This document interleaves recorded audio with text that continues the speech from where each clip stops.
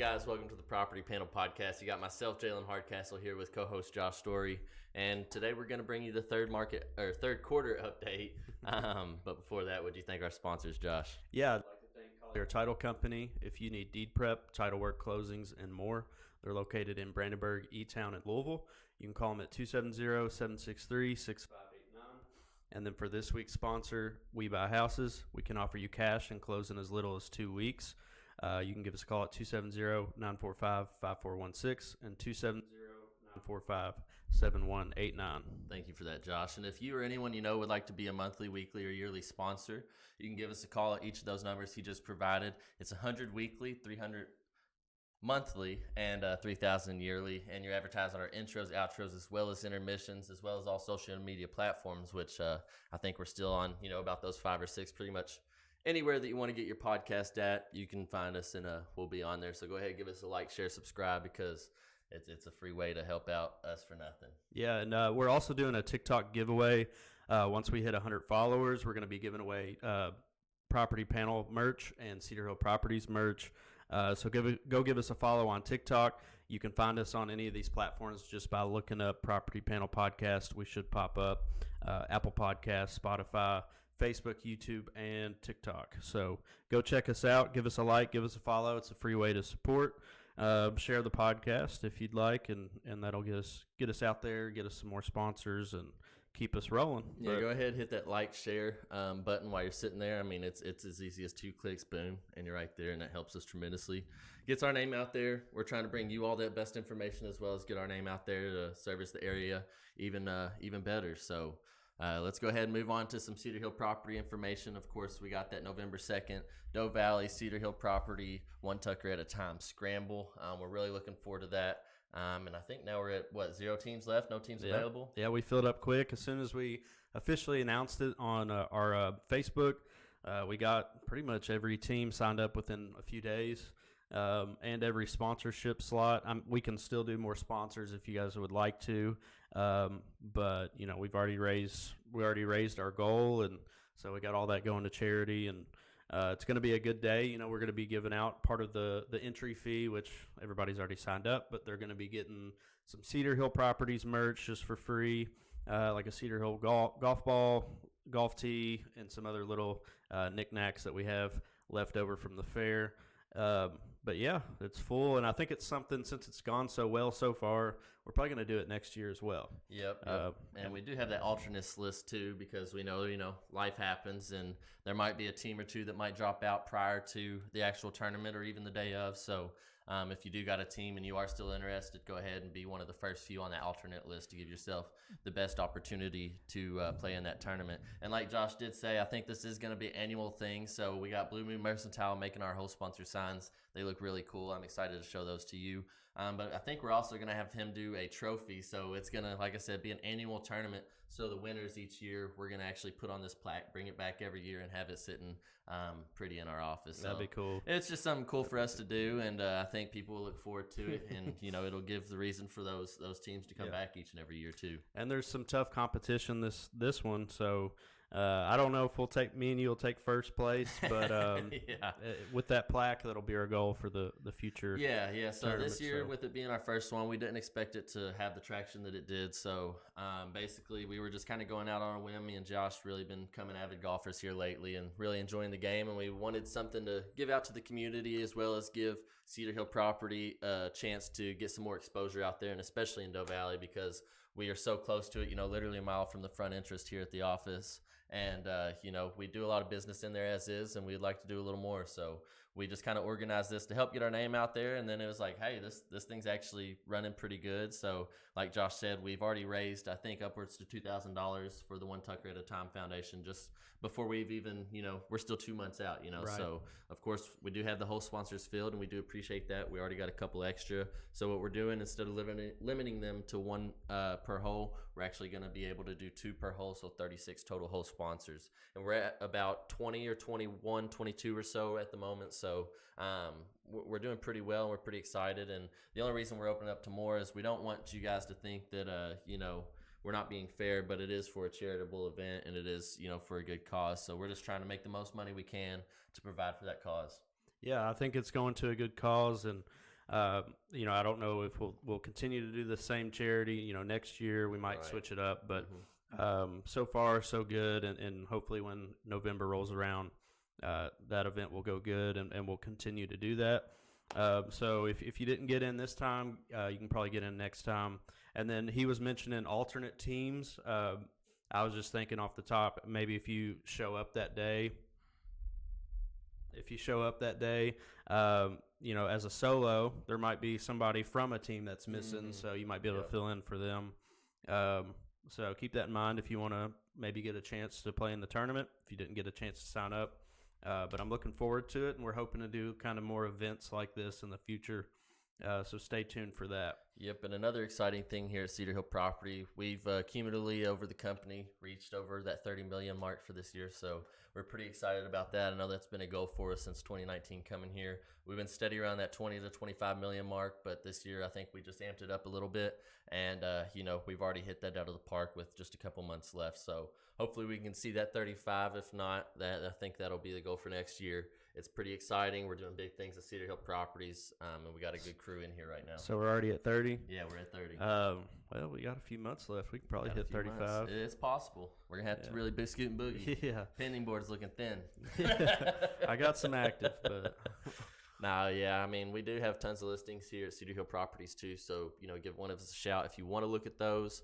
We're always having more things come up. Josh has two really good ones that are new construction or new, fabricated double wides on a permanent foundation, on a permanent lot, willing to go FHA, VA, conventional, and cash, and much more. So go ahead and look at that one. That one I actually also go USDA. I know people tend to steer away from double wides on USDA because they do have to be, new construction double wides. So go ahead and look at those. That'll be two good lots for y'all to look at. I think y'all just did a price drop as well, right? Yeah, we did a price drop. So, it's sitting at what, those double wides have been selling at. Typically around 1 acre, but these are one's 1.37 acres, the other's over 2. So good opportunity there if you want to be close to Brandenburg, get into a 4-bedroom house for under $200,000. That's a good one to look at. Also, I get a lot of this from newer clients. We can show anything in Kentucky, and we can find you something in Indiana if need be. As Jennifer's licensed up in Indiana, so we can help you with any house, whether we listed it or not. We can get you all the documents, all the answers, and we both, bust our ass. So good choice for a realtor. So give us a call if you have any questions, whether you're buying, selling, or you're an investor trying to get into it. So, yeah. Another thing this week, Melina, she got a teaching job. She's at Ekron now, so been a long time coming. She definitely earned it. It's been working hard to get there. So super happy and proud of her. And she's going to be starting to teach here soon. Well, she's been teaching, but she's subbing. But now she'll have her own classroom, which I've been helping her set up for it, and it's looking good. We're excited for that. Excited for Melina. Definitely proud of her. And we know it's not easy, and it's not easy wrangling in those kids, but she'll do wonder for them. So we're excited for her as well as the kids. So. But I guess we should kick off third quarter update. We've already spoiled a little bit of it. Obviously, the 30 million goal here at Cedar Hill Properties. That's busting ass, guys. I don't know if you know, but these big companies don't even be making these numbers sometimes. So, especially in a more rural area where we're not selling, $500,000-$600,000 homes regularly. Josh got a $500,000 listing, which doesn't come around often. No. We're more, like we said, I think last week or week before, average sales price is about $280,000, $250,000 in our area. So. That's what we got to run with. I think typically my average sale price is even lower. I think it's around that 200, 180 mark, just because I do a lot of investment properties as well. So, it doesn't really matter what that average sales price is as long as you're making the volume and the volume's there. So, and it's more impressive, I feel like, because we are moving more units. You could sell. I seen this one guy, he posted on there, he sold like $5 million last year. He sold 3 houses. I'm like, that's awesome that you can only sell 3 houses and you made $5 million. But like at the same time, it's like I'm busting my ass, 50 plus transactions a year and still, barely getting over that 5, 6, 7 million mark. Yeah, 50 units. Yeah, units is a pretty good measurement because it really shows how many deals you're doing, no hate on 3 deals, but that's not a lot of deals. So I feel like, 50 deals is a lot more work. I would like to add those 3 to that 50. Oh, yeah. That'd be nice. That'd be really nice. Yeah. Get me in there. But no, yeah. But that's exciting. And then obviously, let's talk about prices. Obviously, we've talked about inflation and interest rates. They play hand in hand. And we've talked about the stair step. What do you see them doing? Right now, prices are pretty steady. I don't see them going down. That's for sure. If anything, they're going up little by little. It's year over year, at least for my double wides. So I've pretty much sold a similar model to the double wides I have listed now. And for the past 3 years, they're kind of around the same price. But for stick builds, newer builds, probably gone up a little bit more. Just due to rates, due to building materials, stuff like that. But prices are still steady, and if not going up. So that's something to keep in mind. Prices are up and, level, like you said, steady, and rates are actually dropping down. We've seen time and time again the lowest rates over a year, the lowest rates in over a year, the lowest rates in over a year, and now we're down. I think I've seen a 5.7 for the first time in almost 2 years. Yes, so that's pretty exciting. Just recently, one of my buyers, they were originally on like 6.25. And then one of my lenders called and told me that if they went and redid it, or whatever they got to do, they could get a 5.75. So that's pretty solid. Yeah, that's awesome. And I know it might still scare a lot of people, but that's almost half of what it was 6 months ago. I was seeing 9-10% on some of these local bank loans, and that's with 20-30% down where there's not as much collateral. So you definitely got to understand that the rates are where they need to be, and you need to get in while you can, because the prices are going to go up. Because I do see at least one more rate drop. The election's almost here. Every time when it's coming around, we see these rate drops. It's a trend. It happens. But I think we're going to see them drop one more time, and then come winter, between now and winter, I think these buyers need to buy. It's still a seller's market, and it will be a seller's market, but I think these buyers need to go ahead and buy. Yeah, I mean, 5.75, some people might sound kind of high, but we've gone over it before, but historically that's super low. I don't think we'll ever see that 2 to 3% that we saw 2019, 2020. So 5.75% is a great rate. And, like we always say, date the rate, marry the house. But yeah, if you find a house that you really love, you can always, refinance down the line. So keep that in mind. And then to kind of prove that it's still a seller's market, I've been kind of getting a little nervous. Not nervous, but I've noticed that it's been kind of like leveling off, But I knew that with these interest rates that, it shouldn't. And it's not necessarily that these houses are leveling off. More people are realizing this and more people are selling. So, when I first started real estate, and there for the first couple of years, it was on average about 60 homes on the market. And then during COVID and, here lately, it's been, we got as low as almost 15 to 20 houses on the market at one time on average. And now we're steady about that 40 to 45. Well, just a couple of weeks ago, I seen it jump up to 70. Well, I noticed that number is going up and down. These homes weren't just sitting on the market. They were selling, but more homes were coming up. So, yeah, we had 70 homes there for a little bit. But just over the holiday weekend, we had over 20 homes sold. And I guess, probably more than that because a couple probably got listed, and a couple more probably sold. So it went from 70 to 50 houses just over the holiday weekend. That's over 20 houses plus, just over one weekend that were sold in Mee County. So it's still a seller's market, and especially over the holiday weekend, it's always nice. We got a couple holidays coming up, so let's go ahead and get those houses prepped to sell. Yeah, it always seems like now is about the time it picks up anyway, but the market's moving pretty good right now, especially locally. Keep an eye out for it. If you're interested in buying, I would go ahead and get started, because you might need to start, a process and, whether it be build credit or, pay off some debt, whatever. Good to go ahead and get started if you ever plan on buying in the future, or if you're ready to buy now, we can help you get that covered. So, but I guess we'll move on to the next thing. You got any listing stories or? I think it was a typo. I was just reading that, and I was like, I don't remember writing that. Listing stories. I don't know what that's supposed to say, but I'll give a listing story, I guess. I actually have one that I'm supposed to be listing here, and this just goes to show that our work ethic, life does happen. We talk about it a lot, but we got to stay positive and we got to persevere. So I actually got this call from this agent. It was about 3 weeks ago now, maybe a little more, and I don't know how she found me, but she's like, "Hey, Jalen, I got a listing you close to Radcliffe." I was like, about 15 minutes from there from the office. I was like, and I sell quite a few there. I got a few investment properties there myself, and I'm pretty familiar with that area. And she's like, "I want you to go list this house." So, got in contact with them. Supposed to go Monday. Well, Monday comes. He wants to, reschedule. I'm like, whatever, he's going through some stuff. That's fine. Well, then here comes the next week. We're supposed to meet.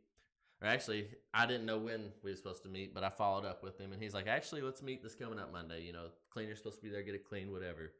Well, that Monday he texts me, hey, we ain't going to meet today. So finally, I was, I usually give you about 3 strikes. That was 2. Well, he texted me actually this week. He's like, I'm good to go. We're going to meet next Monday. I was like, that's fine. That's perfect. I'll be there. Had everything ready. He texted me when I was on my way. I was like, hey, I'm sorry. I'm going to have to cancel. And I was like, dang, I said 3 strikes. Typically, if it was just my client and I felt, that there was some kind of issue that there's going to go down and the home wouldn't, be easy sell, I might back off. But since this was a referral, I'm going to continue working it even harder than I would for my own clients, just because I want to service that other agent that giving me this opportunity to potentially show other agents down the road that I am a hard worker. But, and I don't want that to discourage people. We do work hard and we do, persevere and are persistent, but also we don't want to blow people up and we don't want to get them annoyed. So that 3 strike rule not only applies to protect my time, but also to protect, the other people's feelings. And I don't want to be bombarding them, Yeah. I mean, I've had, some clients in the past kind of interested in something and then they kind of ghost and I'll follow up 2 or 3 times, but I don't want to, bother them. So I'll let it go. And then they might hit you up 6 months later and like, I'm ready. Yeah. And it might have been because you didn't, weren't so persistent with them and totally blowing them up. They thought about you because they did see for that. I think there's a time span to blow people up. Obviously follow up and stuff like that's good. But I think your first 3 weeks are important. Follow up with them at least once a week. Show them, that you're really trying hard to get it. And then after that, give them the space that they need. It's kind of like your girlfriend. Whenever you're growing up, your girlfriend's mad at you. I need give space. Them some space, and everything tends to work out. So yeah. But just staying persistent is important. Like you said, first 3 weeks. And then, every now and then sometimes I'll wait, a month or 2 or 3 and then message them again just to check in. But, it's kind of important to stay on top of them. Another small tip to agents out there, which I'm sure most of you do this, but, I got a lead off of one of my listings. They were interested in the listing. Turned out it wasn't for them. But, now we're looking for other properties. So I just reached out and was like, hey, if this one doesn't work, I can help you find something else. Yep. Just another way to drum up business if you're just a realtor. Open the door for yourself, you know? Yeah. And that's what you did. If you see someone interested in buying a home, might as well just reach out, touch base. You miss 100% of the shots you don't take. Yeah. So definitely doesn't hurt to ask once. Worst thing they can say is no. Fill them out. See if you can ask again later down the road, and then stay in touch with them. Show them you care. Show them that you are willing to work. I think it's just like fishing, dude. You gotta cast 20 lines before you catch a fish. Sometimes more. Yeah, and if there was one way to get leads, believe me, I'd be doing it. So you kind of got to hit all of them. You got to do a little bit of everything to get a lead. But yeah, it's going good right now, except for I had 2 fall out of contract. But other than that, I still have those clients, so we're still going to be looking.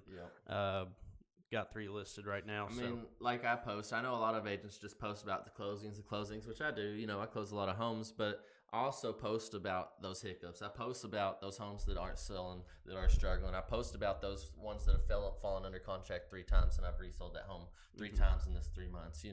I can sell a home, but a home don't always sell. Right. And that's the issue. It's not because of the agent's fault that this home isn't selling it all the time. I'm not saying that there are cases where the agent is at fault, but I like to show people that there are struggles just to set realistic expectations because. Yes, I like to pride myself that I'm a good agent, but I like to pride myself that I can work through struggles with my clients as well and show them that every end of the spectrum, whether it's an easy deal or whether it's a hard deal, I'm going to put my best foot forward and we're going to come to the agreement that best suits my clients. Yeah, you just, you got to work hard and keep your head up, because a lot of times when my deals fall through, it's typically due to financing, lending side, or, whatever it may be, repair list, something like that. But, just got to stay persistent and keep finding those buyers' homes. And, like you said, if I have a listing and it falls through, I try to make a post on that, back on the market. I typically don't for the buyers just because it's not my listing. But, just kind of staying on top of social media is important too. Social media is important, Yeah. especially in our day and age. Yeah, keeping it up to date. Kind of to the listing side, the closing costs. Closing costs are always a big thing. Buyers want them, sellers don't want to pay them. Sellers are paying less closing costs. That's when it's becoming more of a seller's market again. And also, not because it's only becoming a seller's market, but because closing costs are going up. When we first started real estate, closing costs were $5,000-$6,000 pretty typically.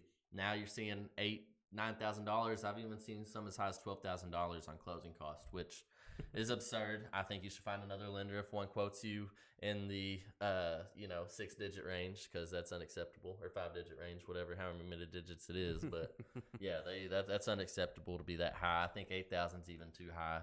But it is. What's that coming from? Do you know? Some lenders are paying themselves out of it. I'll say I've worked hand in hand with lenders for the better part of 8 years now, and I have some good lender friends, and I have some not so good lender friends, and I know how people work, and I tell people how it works. Not necessarily how it works, but I tell them my opinion on how it works.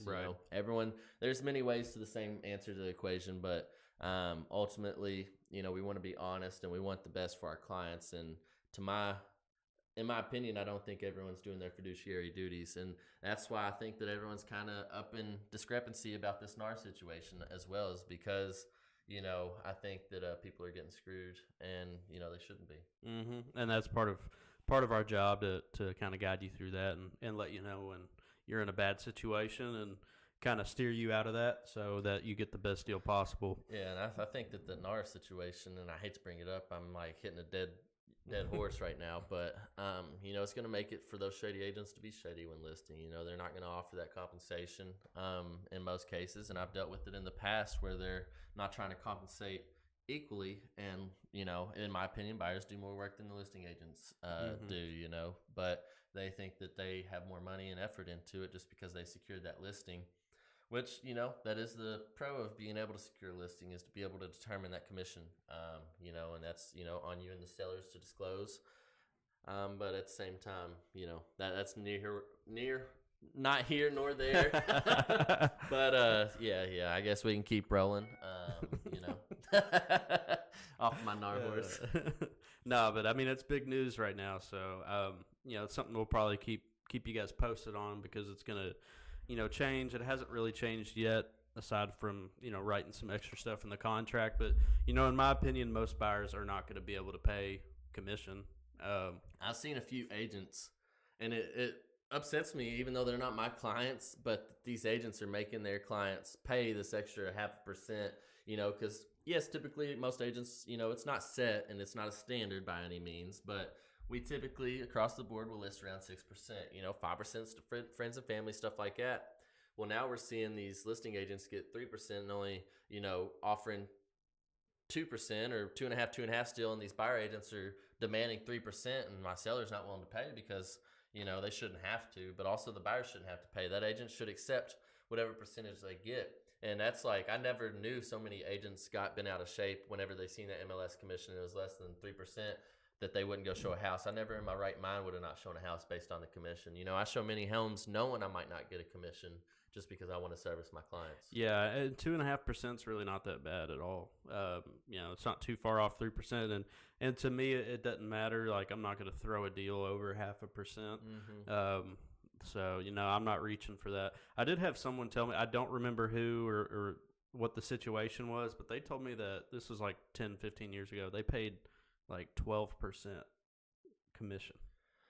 So, which I was like, what? I doubt it, honestly, but it's not impossible. I mean, if someone's dumb enough to accept it, then, by any means. I do know whenever I was in real estate school, there was a trick to the trade where this his net worth is $20 million, so it's probably, some kind of science behind the madness, but he would literally write 10% on, because just like him, I go and I have all my paperwork already wrote out, other than the stuff that's negotiable between me and the sellers. But I'll have in, 10%, or that's what he used to write was 10%. He'll slash it automatically and do 8% just to make it look like they got a deal, even though it's higher than the standard practice at the moment. He still secures those for 2 extra percent because he makes them feel like they got a 2% discount. Salesman tactic, so, right there. Just make them feel like they're getting you, sometimes. And sometimes I've tried the tactic. I've put an 8 on there, because I know 6 is kind of standard. I'll slash it 2%. But also I've come to learn that might not work in every case. And some people, if you're, discounting your services, that might be frowned upon. It might seem like you might not know what you're doing. So, that's why I've always kind of gravitated around that 5 or 6 mark. Obviously, friends and family, I'm probably going to do that 5, 6. I'm going to do for, new clients and investors and stuff like that. But, I want to build a relationship, and I want to do my work honest. Right. Yeah, I had one where I had the listing. I ended up doing 3% for the whole deal, which not something I hardly ever do, but this lady really needed it. She needed that cut, so I made it happen. But yeah, I think that covers everything. Yeah. Usually these quarter updates are shorter than most episodes. Actually, this one we held it off today. We talking. We just talkers. But yeah, do you have anything else to add for the third quarter? No, just go ahead and support us, and we'll support you. That's all I got to say. Yeah, give us a call. Give us a call if you need anything real estate. But I want to thank our title sponsors for this episode. Big thanks to Collier Title Company. If you need deed prep, title work, closings, and more, they're located in Brandenburg, E-Town, and Louisville. You can call them at 270-763-6589. Week sponsor, We Buy Houses. We can offer you cash and close in as little as 2 weeks. You can give us a call at 270-945-5416 or 270-945